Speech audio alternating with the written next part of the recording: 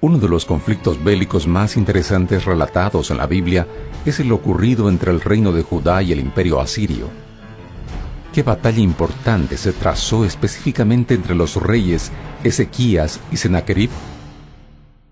Uno de los conflictos bélicos de importancia que tuvo que enfrentar Ezequías tuvo que ver con el rey asirio Sennacherib, allá por el 701 a.C. Sennacherib decide invadir toda la zona de Judá y vecina también, hasta los filisteos y demás. Tomó todas las plazas fuertes. Pero algo sucede para que Sennacherib finalmente se retire sin tomar a Jerusalén. Y Israel, en cierto sentido, gozó de cierta paz. Los años pasaron y Sennacherib parte por segunda vez hacia la región de Palestina. En esta oportunidad, decidido definitivamente a conquistar la capital del reino judío, Jerusalén. Los ejércitos asirios marcharon nuevamente hacia la parte de Ciro-Palestina. Anteriormente ellos habían invadido la parte de Siria, después habían absorbido, incorporando el reino del norte, y ahora se dirigían hacia el reino del sur. Los asirios hacían un catálogo detallado, como en este prisma o este fragmento del prisma, de cada una de sus conquistas.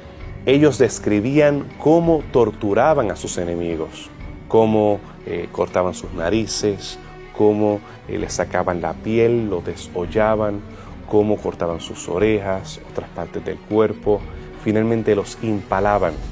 Tenemos evidencia de los cascos de los asirios, de partes del equipo que tenían los caballos y las flechas también de los asirios, que podemos distinguir la forma de las flechas de los asirios diferentes a las flechas de los judianos, que estaban menos desarrolladas que las flechas de los asirios.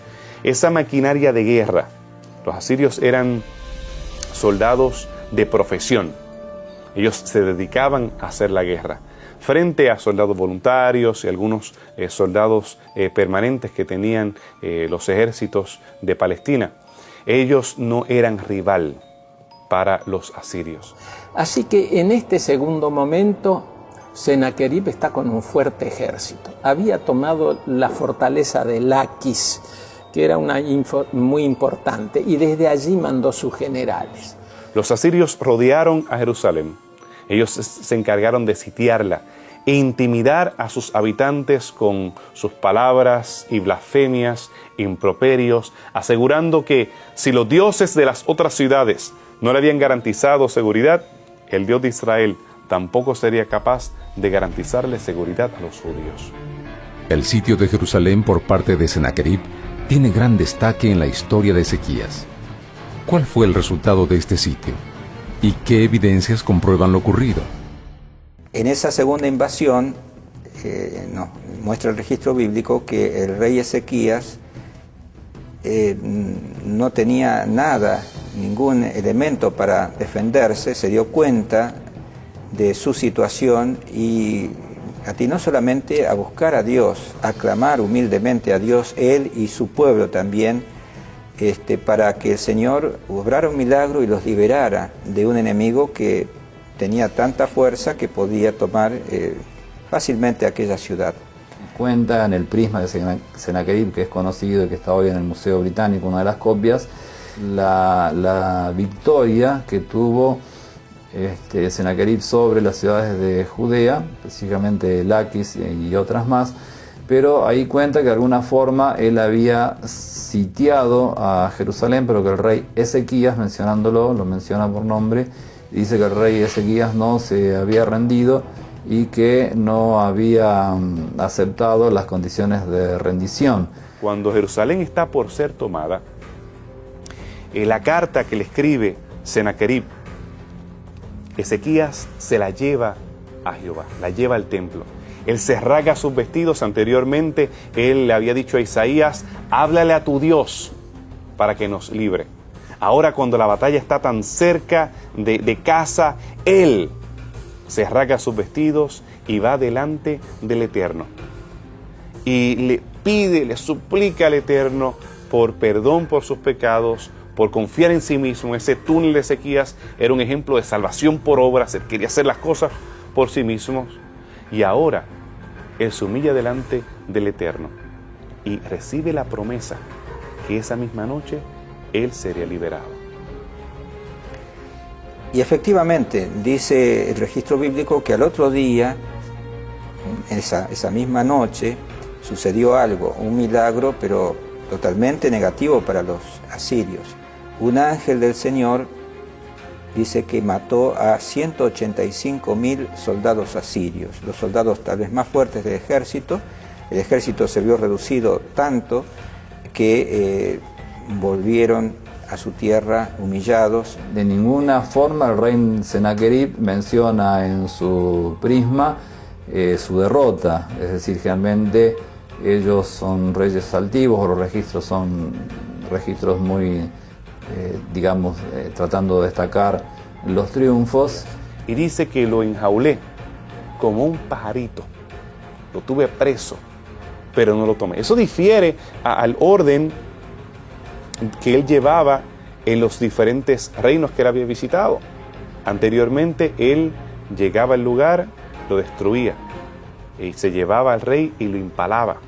En el caso de Senaquerib con Ezequías, en el 701, él recibe tributo, se va. Después de la sanación de Ezequías, él regresa finalmente y él recibe la humillación de los 185.000. Después de regresar a su capital, finalmente muere en manos de sus propios hijos. Uno de los últimos relatos bíblicos sobre el rey Ezequías narra sobre una enfermedad que él tuvo y el resultado que tuvo el encuentro con ministros babilónicos. ¿Qué sucedió allí?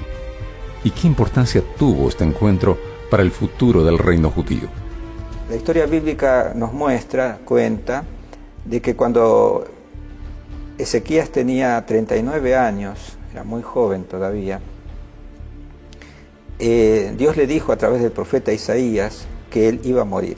Por ese tiempo Ezequías tuvo una enfermedad y él nuevamente ruega a Dios y le pide que por favor su enfermedad no sea de muerte. Aparentemente su enfermedad era así para terminar con la vida de Ezequías.